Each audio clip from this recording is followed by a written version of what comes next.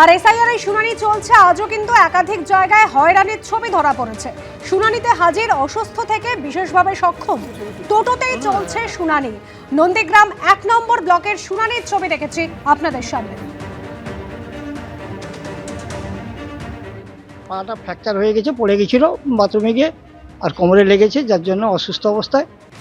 তো 3 তলার উপরে তো উঠতে পারবে না, যার কালীন গাড়িতে করে নিয়ে বাইরে নিচে থেকে কাজগুলো করেছে।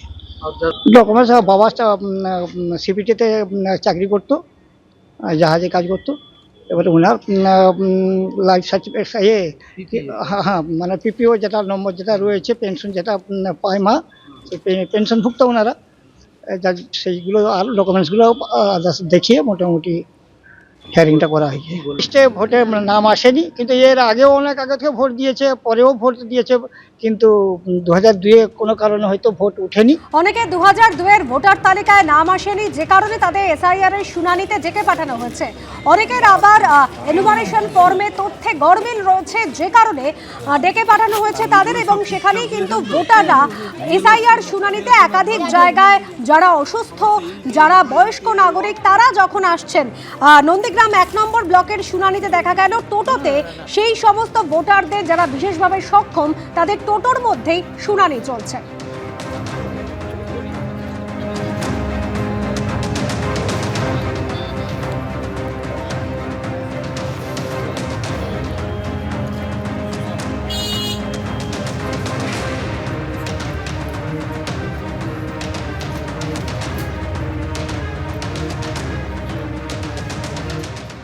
আর এবার এসআইআর এর শুনানিতে অভব্য আচরণের অভিযোগ উঠল কমিশনের কর্মীর বিরুদ্ধে। অফিসার বলেন, আপনি স্বামী নন আসামি, এমনই অভিযোগ করছেন প্রবীণ ভোটার। নন্দীগ্রাম 1 নম্বর ব্লকের শুনানিতে বৃদ্ধের সঙ্গে অভব্য আচরণের অভিযোগ। 2002 সালে ভোটার তালিকায় নাম না থাকায় স্ত্রীকে নোটিশ কমিশনের, স্ত্রীর নামে শুনানির নোটিশ, আর অসুস্থ থাকায় নিজে যান শুনানি কেন্দ্রে।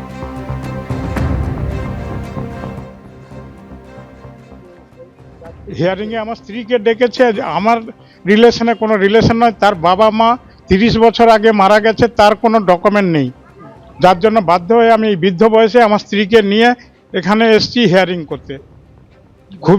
খুবই কষ্টের ব্যাপার। না, ডকুমেন্টস কিছুই না, বলছে সরকারি ডকুমেন্টস ছাড়া কোনো অ্যাকসেপ্টেড নয়। আমি বললাম, আমি তো সরকার চাকরি করেছি, আমার তো পেনশন আছে, পেনশন বুক দেখিয়েছি, কিন্তু সে পেনশন বুকও অ্যাকসেপ্টেড নয়। আমি আমার সমস্ত কিছু ডকুমেন্ট দেখিয়েছি, আমি যে 30 বছর 40 বছর সার্ভিস করেছি সেটাও দেখি। বলছে ওগুলো আপনার ফেলে দিন।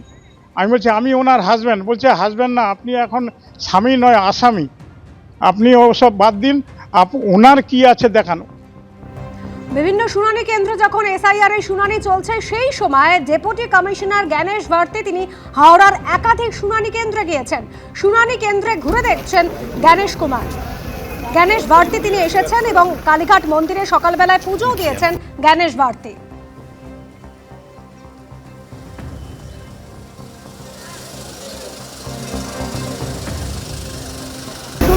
আমাদের প্রতিনিধি রয়েছেন আমাদের সঙ্গে। সুনীতা, ডেপুটি কমিশনার জ্ঞানেশ ভারতী তিনি হাওড়ার শুনানি কেন্দ্রে গিয়েছেন, কোন কোন শুনানি কেন্দ্রে গেলেন এবং তারপর কিছু জানিয়েছেন?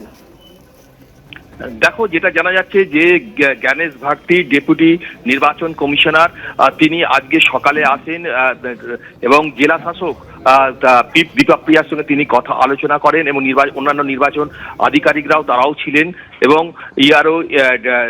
ইআরও তারাও উপস্থিত ছিলেন।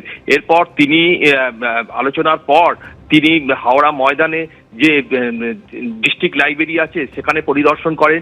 এরপর দাসনগরের যে পলিটেকনিক কলেজ আছে সেখানে তিনি যান।